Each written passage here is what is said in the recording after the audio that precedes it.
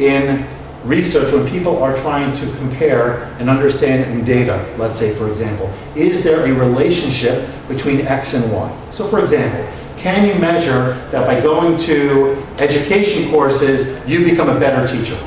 That's a correlation between two items, training and performance.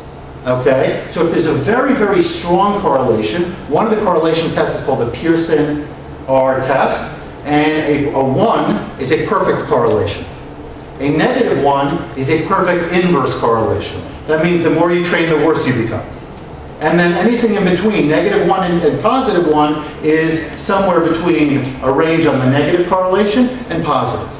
Now, to me, there are two terms that we often use interchangeably, or we sort of assume them to be one and the same. And I would submit to you that it's really not that way. And the two terms are here on the board, teaching and learning.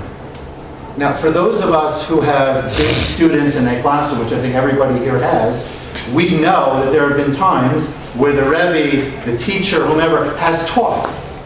And what happened with us? We were out to lunch, right? Or maybe it didn't make sense to us. Or maybe they didn't set it up properly. Whatever the issue is, I'm not here to criticize. But we know that there can be a gap between teaching and learning. So the shaila becomes, what can we do for our Talmidim to make the correlation between teaching and learning as close to a 1 as possible? I didn't have to say it that way, I just like to use the terminology, but that's the idea. How can we bridge the gap between teaching and learning? So that what we set out to accomplish, the Talmidim actually have been typhusing. They've internalized it, they have the skills, they understand what we want, and then I can move forward.